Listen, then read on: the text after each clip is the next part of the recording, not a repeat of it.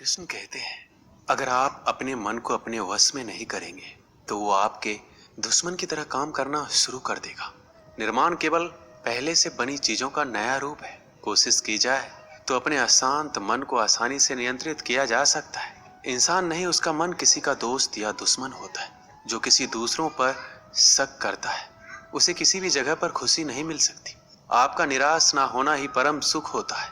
क्रोध मूर्खता को जन्म देता है। अफवाह से अकल का नाश और अकल के नाश से इंसान का नाश होता है। सही मायने में चोर वो है जो अपने हिस्से का काम किए बिना भोजन करता है। कर्म करते जाओ, फल की चिंता मत करो। मन बहुत चंचल है जो इंसान के दिल में उथल पुथल कर देता है। यहाँ हर कोई खाली हाथ आया था और खाली हाथ ही इस दुनिया से जाएगा। परिवर्तन संसार का नियम है। कल जो किसी और का था आज वो तुम्हारा है, कल वो किसी और का होगा। श्री कृष्ण कहते हैं, आत्मा अमर है, इसलिए मरने की चिंता मत करो। मेरा तेरा छोटा बड़ा अपना पराया मन से मिटा दो, फिर सब तुम्हारा है और तुम सबके हो। भूत और भविष्य में नहीं, जीवन तो इस पल में है, अर्थात वर्तमान का अनुभव ही जीवन है। जो मन को नियंत्रित नहीं करते उनके लिए वह शत्रु के समान कार्य करता है। खुशियों में तो सब साथ होते हैं, असल दोस्त वही है जो दुख में। अगर हमें अपने सफलता के रास्ते पर निराशा हाथ लगती है, इसका मतलब ये नहीं है कि हम कोशिश करना छोड़ दें, क्योंकि हर निराशा और असफलता के पीछे ही सफलता छिपी होती है। आज मुश्किल है, कल कठिन है, लेकिन कल के बाद का दिन सुंदर है। उम्र थका नहीं सकती, ठोकरें गिरा नहीं सकती। अगर जिद हो जीतने की तो परिस्थितियां भी हरा नहीं सकती। जो बीत गया उसे सोचते नहीं, जो पा लिया उसे खोते नहीं। मंजिल उन्हें हासिल होती है जो वक्त और हालातों पर रोते नहीं। जिंदगी में लगातार मिल रही असफलताओं से निराश नहीं होना चाहिए, क्योंकि कभी कभी गुच्छे की आखिरी चाबी भी ताला खोल देती है। कामयाबी के दरवाजे उन्हीं के लिए खुलते हैं जो उन्हें खटखटाने की ताकत रखते हैं। कभी कभी हमारे लिए इतने बड़े लक्ष्य तय करके रखती है कि हमारी पूरी जिंदगी, हमारा हर फैसला, हर कदम हमें केवल उसी उद्देश्य के लिए तैयार कर रहा होता है। असफल होने पर आपको निराशा का सामना करना पड़ सकता है, परंतु प्रयास छोड़ देने पर आपकी असफलता सुनिश्चित है। वक्त दुनिया का सबसे महंगा तोहफा होता है। जब कोई आपको अपना वक्त देता है तो वह अपनी जिंदगी का ऐसा पल आपको देता है जो कभी वापस लौट कर नहीं आता। इसलिए किसी के समर्पण का हमेशा सम्मान करें।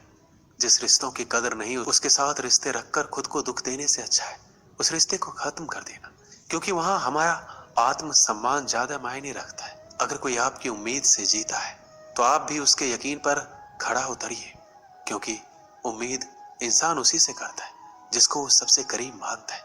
किसी भी चीज को सीखना शुरुआत में भले ही हमेशा कठिन होता है, पर असंभव तो बिल्कुल नहीं होता।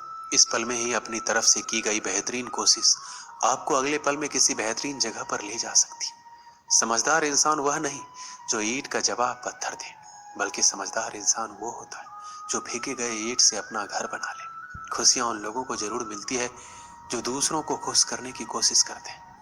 जीवन में खुश रहने का एक ही मंत्र है, उम्मीद केवल खुद से करें, किसी और से नहीं। बहुत समय पहले की बात है, एक किसान अपनी बुरी आर्थिक स्थिति से हार मानकर गांव के एक साहूकार से कर्ज लेता है, लेकिन काफी वक्त बीत जाने पर भी साहूकार का ऋण नहीं चुका पाया। गांव का वह साहूकार बूढ़ा और देखने में बदसूरत था।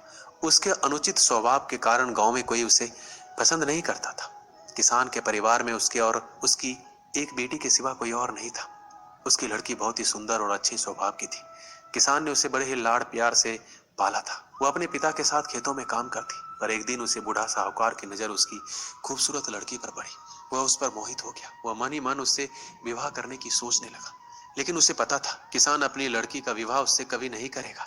और उसे यह भी मालूम था किसान इस समय ऐसी स्थिति में नहीं है कि उसका कर्ज चुकता कर सके। इन सारी बातों को मन में रख वह स्वयं ही एक दिन किसान के खेत की ओर जाने वाले रास्ते पर जा पहुंचा। रास्ता छोटे छोटे कंकड़ पत्थरों और रोड़ियों से भरा पड़ा था। वह किसान और उसकी बेटी दोनों वहीं पर थे। उसने किसान से कर्ज के विषय में बात करते हुए सामने एक शर्त रखी। शर्त ये थी, अगर उसने अपनी लड़की का विवाह उससे कर दिया तो वह उसके सारे ऋण माफ कर देगा, वो भी ब्याज सहित। साहूकार की इस अजीबोगरीब शर्त से किसान और उसकी बेटी भयभीत हो गए। उस धूर्त साहूकार ने आगे सुझाव देते हुए दोनों से कहा, चिंता करने की कोई बात नहीं है। इस शर्त का फैसला ना मैं करूंगा ना आप, इसे आप अपने भाग्य पर छोड़ दें। इतना कहते हुए अपनी जेब से एक पैसे की खाली पोटली निकाली और उसे दिखाते हुए कहा, मैं इसमें एक काले रंग का और एक सफेद रंग का कंकर रखूंगा। उसके बाद तुम्हारी लड़की को बिना देखे इस पोटली से कंकर निकालना होगा।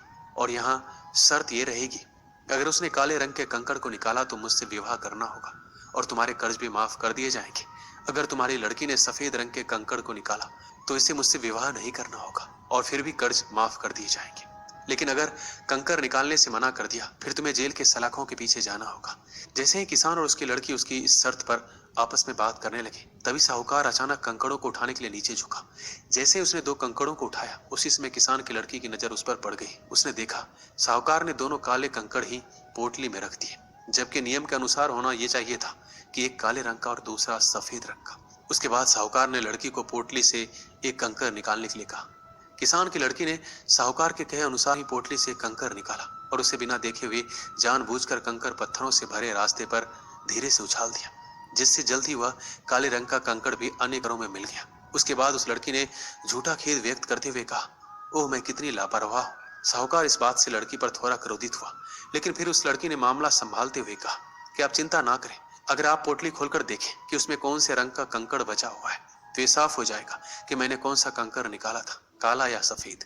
हालांकि ये तो निश्चित था कि बचा हुआ कंकड़ काले रंग का ही होगा, क्योंकि जैसा आप जानते हैं साहूकार ने पोटली में दोनों ही कंकड़ काले ही रखे थे। तो इस प्रकार यह सिद्ध हो गया कि लड़की ने सफेद कंकड़ निकाला है। अब साहूकार चाहकर भी अपनी बेईमानी और धूर्तता को प्रकट नहीं कर सकता था। इस प्रकार उस लड़की ने बड़ी चालाकी से अपने विरुद्ध खड़ी परिस्थिति को अपने पक्ष में कर लिया।